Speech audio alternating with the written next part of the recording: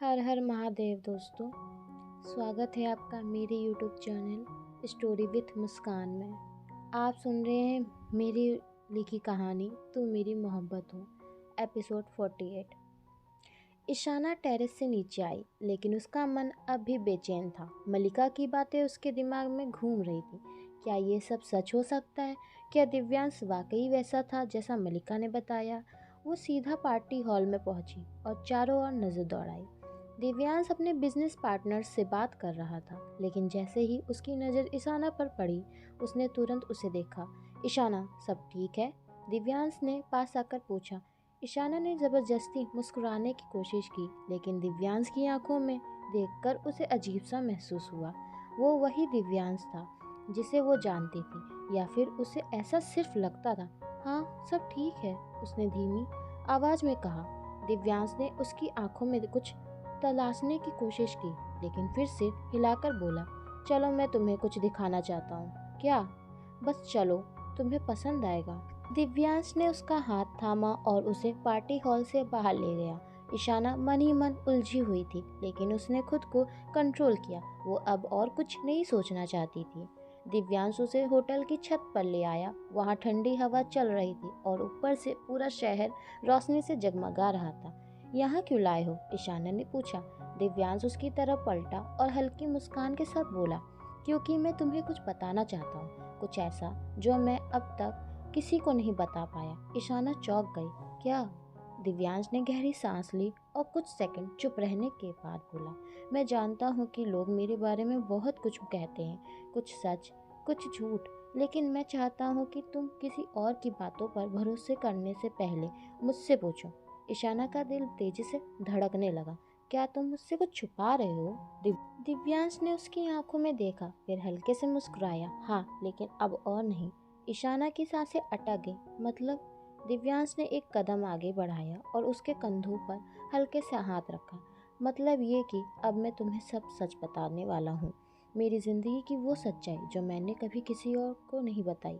ईशाना ने घबराकर उसकी आंखों में देखा। उसके मन में मल्लिका की बातें गूंज रही थी। क्या दिव्यांश सच में वही है था जो वो दिखता था? तुम्हें मुझ पर भरोसा है ना? दिव्यांश ने धीरे से पूछा। ईशाना कुछ पलों तक चुप रही, फिर हल्के से सिर हिला दिया। तो सुनो, दिव्यांश ने गहरी आवाज में कहा, मेरी जिंदगी की सबसे बड़ी सच्चाई ये है कि मैं अंडरवर्ल्ड का किंग हूँ। ईशाना, मैंने बहुत लोगों की जान ली है, लेकिन ये सब तब शुरू हुआ जब मैं सिर्फ 15 साल का था। ईशाना की सांसें थम गई। उसकी आंखों में हैरानी थी, पर दिव्यांश की आंखों में जो दर्द था वो झूठा नहीं हो सकता था।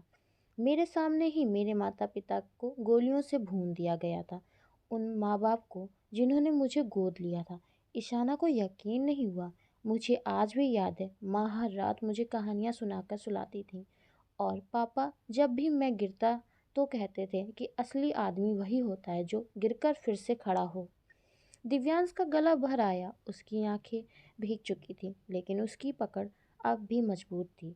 फिर एक रात सब खत्म हो गया। वह कुछ सेकंड चुप रहा, जैसे वो मंजिल उसकी आंखों के सामने फिर से आ गया हो। उन दरिंदों ने मेरे माँ बाप को मेरे सामने ही गोलियों से मार डाला। मैं कुछ नहीं कर सका ईशाना, मैं बस देखता रहा, उन्हें लहूलुहान होते हुए, दम तोड़ते हुए। ईशान्य ने पहली बार दिव्यांश को इतना टूटा हुआ देखा था। पर मैं चुप नहीं बैठा। मैंने उसी गोलियों से उनका खून कर दिया जिससे उन्होंने मेरे माँ बाप को मारा था। ईशाना की आंखें चौड़ी हो गईं। मैं नाबालिग था, इसलिए कोर्ट ने मुझे बाल सुधार गृह भेज दिया। वहाँ जो हुआ वो बता भी नहीं सकता, पर वहाँ मैंने एक बात समझी, इस दुनिया में इंसाफ पैसे से खरीदा जाता है। अब दिव्यांश की आंखें सीधे ईशाना की आंखों में थीं। जब मैं जेल से बाहर आया, तब मुझे पता चला कि मेरे माँ बाप को मारने वालों की नज़र मेरी बहन संजुक्ता पर थी। वो उस वक्त सिर्फ 2 साल की थी ईशाना, बस 2 साल की। उसकी आवाज़ में दर्द के साथ गुस्सा भी था। मैं उसे बचाने के लिए अंडरवर्ल्ड में आ गया, पर एक बार जो इसमें फंस जाता है वो चाहकर भी नहीं निकल सकता। मैं इसमें और अंदर जाता गया। उसकी आंखों से आंसू गिर पड़े, लेकिन उसने उन्हें पोंछा नहीं। पर मैंने कभी किसी निर्दोष को नहीं मारा ईशाना। उसने उसकी बाहों को और कसकर पकड़ लिया। मुझ पर यकीन करो, मैंने सिर्फ उन लोगों को सज़ा दी जिन्हें कानून कभी सज़ा नहीं दे सकता, जो पैसे और ताकत के दम पर बच जाते थे, जो मासूमों की ज़िंदगी बर्बाद कर देते थे। मैं बस उन्हें मारता था। टेरेस में अजीब सी खामोशी छा गई। दिव्यांश की आंखों में सिर्फ एक सवाल था, क्या ईशाना अब भी उस पर भरोसा करेगी? ईशाना कुछ नहीं बोली। उसकी आंखें भी नम थीं, लेकिन वो चुप थी। दिव्यांश ने धीरे से उसकी पकड़ ढीली कर दी और एक कदम पीछे हट गया। मैं जानता था कि तुम मेरी सच्चाई नहीं सह पाओगी शान। उसकी आवाज़ टूटी हुई थी, इसलिए मैं तुमसे दूर रहना चाहता था। पर तुम मेरी ज़िंदगी में रोशनी बनकर आई थी और मैं ये रोशनी खोना नहीं चाहता था। वो एक पल के लिए रुका और गहरी सांस ली। अब फैसला तुम्हारे हाथ में है। अगर तुम चाहो तो अभी जा सकती हो, हमेशा के लिए। मैं तुम्हें रोकूंगा नहीं। दिव्यांश ने अपनी आंखें बंद कर ली, मानो खुद को तैयार कर रहा हो कि ईशाना अब उसे छोड़कर चली जाएगी। लेकिन जब उसने आंखें खोली तो देखा कि ईशाना अपनी जगह से हिली तक नहीं थी। वो उसे बस एक टक देख रही थी, आंखों में हजार सवालों, लेकिन नफरत नहीं। वो एक कदम आगे बढ़ी और धीरे से अपनी उंगलियां दिव्यांश के गाल पर रख दी। दिव्यांश, उसकी आवाज़ धीमी थी, लेकिन उसमें जो भरोसा था वो गहरा था। पता है तुम्हें पहली बार कब पसंद किया था? दिव्यांश ने उसे सवालिया नज़रों से देखा। जब मैंने तुम्हारी आंखों में अकेलापन देखा था, और आज तुम्हें पता चला कि ये अकेलापन क्यों है। उसकी आंखों से आंसू बह निकले, लेकिन उसने उन्हें पूछा नहीं। मैं नहीं जानती कि सही क्या है और गलत क्या है, पर एक चीज़ मैं जानती हूँ, तुम्हारा दिल अभी भी जिंदा है दिव्यांश। और जब तक तुम्हारा दिल जिंदा है तब तक तुम बुरे इंसान नहीं हो सकते। दिव्यांश हैरान था। ईशाना ने अपना हाथ उसकी हथेली में रखा। मैं तुम्हें नहीं छोड़ सकती, और उन शब्दों ने सब कुछ बदल दिया। वहीं दूर खड़ी मलिका ये सब देख रही थी। उसके चेहरे पर हल्की सी मुस्कान थी, लेकिन आंखों में जलन थी। तो ये लड़की इतनी आसानी से हार मानने वालों में से नहीं है। मैंने अपने फ़ोन में कुछ देखा, फिर हल्की मुस्कान के साथ वहाँ से चली गई। उसकी आंखों में एक अजीब सा इरादा था, जैसे वहाँ कोई नया खेल खेलने वाली हो। वहीं दूसरी तरफ दिव्यांश अब भी शाना को देख रहा था। उसकी आंखों में सवाल थे, लेकिन उससे पहले कि वह कुछ कहता, ईशाना ने धीमे स्वर में पूछा, दिव्यांश, क्या इसके सिवा भी कोई बात है जो तुमने मुझसे छुपाई है? दिव्यांश के चेहरे पर हल्की झिझक आई, लेकिन उसने जल्दी से खुद को संभालते हुए सिर हिला दिया। नहीं ईशाना, इसके अलावा कुछ भी ऐसा नहीं है जो मैं तुमसे छुपाऊं। मेरा बस यही एक सच था जो मैंने तुम्हें बता दिया है। ईशाना ने एक पल के लिए उसकी आंखों में देखा, फिर हल्की मुस्कान के साथ आगे बढ़कर उसे गले लगा लिया।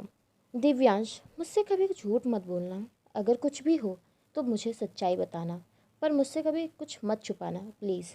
दिव्यांश ने उसके बालों में उंगलियां फिराईं और एक गहरी सांस ली, पर उसके मन में अब भी एक सवाल गूंज रहा था, क्या मुझे ईशाना को कनिका के बारे में बता देना चाहिए? कुछ देर बाद ईशाना हल्के से पीछे हटी और बोली, चलो घर चलते हैं। दिव्यांश ने उसका हाथ पकड़ लिया। उसकी आंखों में एक अलग ही गंभीरता थी।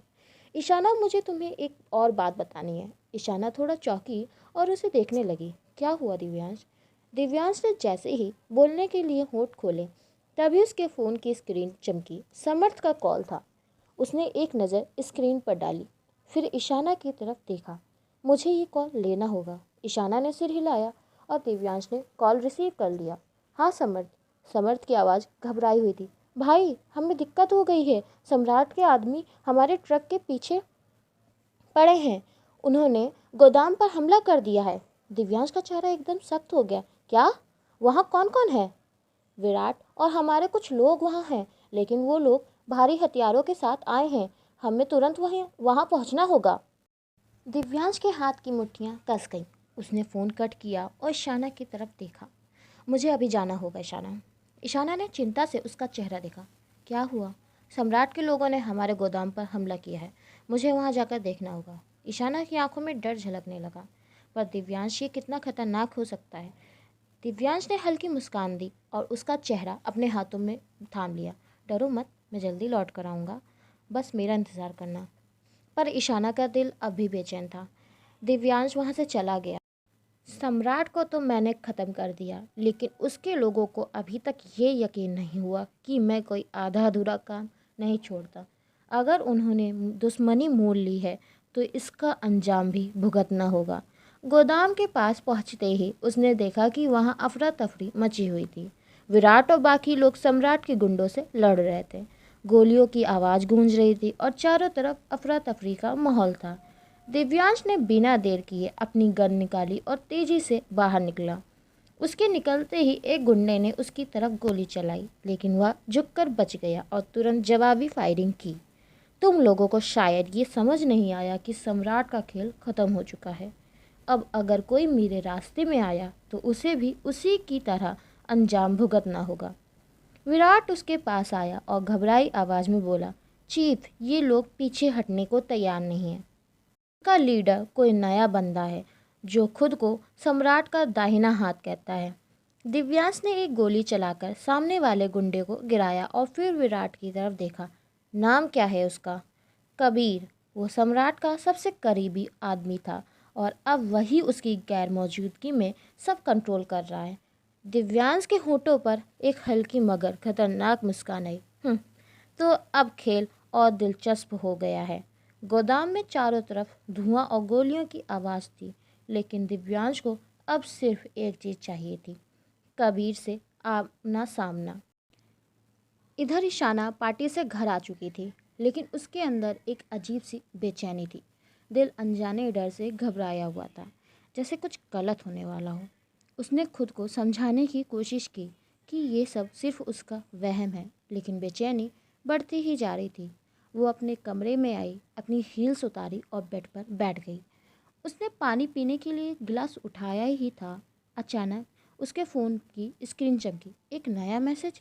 उसने अनलॉक कर मैसेज पढ़ा और पढ़ते ही उसकी सांसें रुक गईं। क्या बात है ईशाना, तुम अपनी ज़िंदगी में इतनी बिजी हो गई हो कि अपनी बहन कनिका को ही भूल गई। क्या तुम्हें पता भी है कि अगर तरुण गिरफ्तार हो गया है तो अब कनिका कहाँ है? क्या हुआ उसके साथ? मैसेज पढ़ते ही उसके हाथ कांप गए। कनिका। उसका दिल ज़ोर ज़ोर से धड़कने लगा। उसने झट से नंबर चेक किया। अननोन नंबर था। ये कौन है? इसे कनिका के बारे में कैसे पता? उसने बिना सोचे समझे रिप्लाई किया, तुम कौन हो और कनिका कहाँ है? कुछ सेकंड के बाद ही दूसरा मैसेज आया, अगर उसके बारे में जानना चाहती हो तो अकेले शहर के पुराने गोदाम वेयर हाउस में आ जाओ, पर किसी को बताने की गलती मत करना, वरना तुम्हें उसकी लाश मिलेगी। नहीं। ईशाना की आंखें फटी की फटी रह गई। उसके हाथ से फ़ोन गिरते गिरते बचा। उसके दिमाग में एक ही सवाल था, कनिका खतरे में है। वो तुरंत उठी और अलमारी से जैकेट निकालने लगी। उसने अपने पर्स में फ़ोन रखा और जैसे ही बाहर जाने लगी तभी किसी ने दरवाजे पर दस्तक दी। दूसरी तरफ दिव्यांश अपने कैबिन में बैठा था जब अचानक उसके फ़ोन की स्क्रीन चमकी। समर्थ की कॉल थी। बॉस, एक बड़ी दिक्कत हो गई है। समर्थ की आवाज़ में घबराहट थी। दिव्यांश ने भौहें चढ़ाते हुए पूछा, क्या हुआ? वो कनिका गायब हो गई है। दिव्यांश का चेहरा सख्त हो गया। क्या? उसकी मुट्ठियाँ भीज गईं। पर कनिका तो विराट के पास थी। अगर वो गायब हुई है तो विराट ने मुझे बताया क्यों नहीं?